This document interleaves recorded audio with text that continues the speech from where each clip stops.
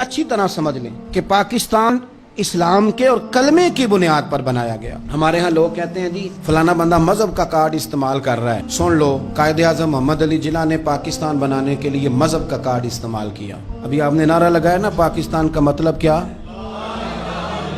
तो ये मजहब का कार्ड नहीं, मजहब का कार्ड इस्तेमाल किया तो पाकिस्तान बना। अब तो नहीं मुझे पता, मुझे ज्यादा मौका नहीं मिलता।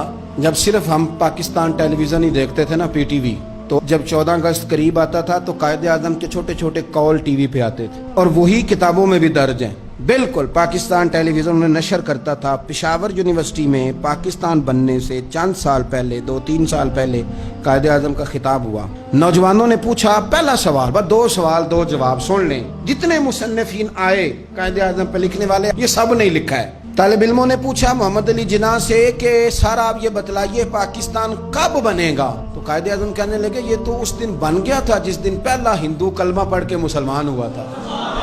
तो बना हुआ है, अब तो सिर्फ हमने हदबंदी करनी है। पाकिस्तान तो बना हुआ है, जिस दिन पहले बंदे ने कलमा पढ़ा था बन गया था। उसने फौरन दूसरा सवाल किया, उसने कहा ये बतलाइए दस्तूर, मंशूर, आइन, पॉलिसी, फॉरेन पॉलिसी, खारजा पॉलिसी, दाखिला पॉलिसी, ये कौन सी पाकिस्तान में आप नाफिज करेंगे? तो कायदे आज़म कहने लगे ये आपने अजीब बच्चों वाला सवाल पूछा है, दस्तूर, मंशूर, पॉलिसी, खारजा, दाखिला, इसका क्या मतलब हुआ? कहने लगे हमने कोई पॉलिसी नहीं बनानी, पॉलिसी तो हमें मदीने वाले रसूल ने बना के दे दी है, हमने तो बस वो नाफिज करनी है। लेकिन यहाँ पता नहीं लोग कहाँ सो गए, उनकी जिंदगी ने वफा नहीं की, वो चले गए।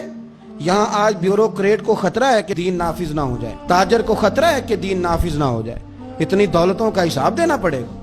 यहाँ बहुत सारे वडेरों को, जागीरदारों को खतरा है कि दीन नाफिज ना हो जाए, चलो मुझे क्या लेने दो।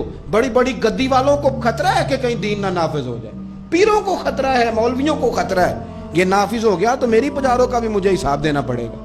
इंशराह सदर ही नहीं, हम मुखलिस ही नहीं इस काज के साथ। मैं बड़ी खुले दिल के साथ बात करता हूँ कि अगर ये सारे गद्दियों वाले भी जो बहुत सारे असेंबलियों में बैठे होते हैं और अपने अपने लीडरों की तारीफें कर रहे होते हैं, तुम बुजुर्गों की औलाद हो, तुमने बुजुर्गों के नाम पर वोट लिए, इज्जतें पाई, और आके सियासी लोगों की तारीफ करते हो, इससे आधी तारीफें भी तुम मदीने वाले रसूल की करते तो तुम्हारी दुनिया भी बन जाती और आखिरत भी बन जाती। तुमने पैदाइश कहाँ की, खाया किसका और तुमने निभाया किसके साथ, इस कदर देरोंगी।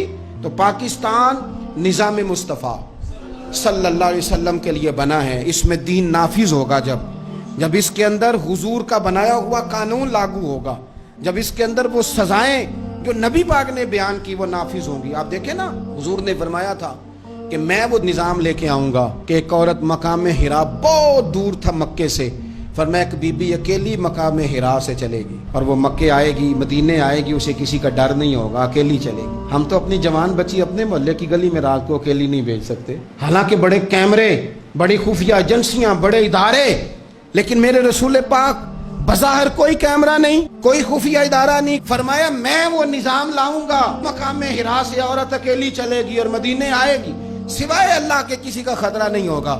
जनाब अबू हुरैरा कहते मैंने सुन लिया था, मैं मुंतजिर था कि वो वक्त आए। फिर जनाब उमर का जमाना, एक बीबी आई, वो ऊंट पे बैठी है और अपनी गोद में उसने गठड़ी कपड़ों की रखी है। फरमाते हैं जब मस्जिद नबी के बाहर उसने ऊंट बिठाया, मैं नहीं कोई और बात कर रहा था, पूछा कहाँ से आई हो? कहने लगी मकाम हिरा से। अकेली आई हो कि कोई साथ था? कहने लगी अकेली थी। का किसी ने कुछ कहा तो नहीं? कहने लगी कुर्बान जाऊं मदीने वाले नबी के निजाम पर। किसी ने आंख उठा के नहीं देखा, रोटी तो पूछते रहे, पानी तो पूछते रहे, सोने को जगह तो देते रहे, पर सारे मेरे इज्जत की, नामूस के मुहाफिज रहे। हजरत अबू हुरैरा कहते हैं बीबी उस बंदे से बातें कर रही थी, मेरी आंखें छम छम आंसू बहा रही थी और मेरे जुबान से बार बार निकल रहा था अल्लाहुम्मा सल्ले अला मुहम्मदिन व अला आले मुहम्मद सल्लल्लाहु अलैहि। और साहिबो याद रखो, अभी तक बरादरी का सिस्टम है, अभी तक ऊंच नीच है, अभी तक लोग कहते हैं ये फलानी बरादरी तो ये फलानी बरादरी। मेरे रसूल पाक सल्लल्लाहु अलैहि वसल्लम ने वो निज़ाम दिया कि जिसमें हजरत उस्मान गनी को उनके भाइयों ने, कज़नों ने मीटिंग पे बुलाया और बुला कर तुझे कल भी बुलाया था, तू आया ही नहीं, अच्छा तू हमारा भाई है। तो उस्मान गनी कहने लगे तुमने बाप दादा के नाम पे बुलाया था तो मैं आ गया था, वरना भाई भाई वाली बात कोई नहीं।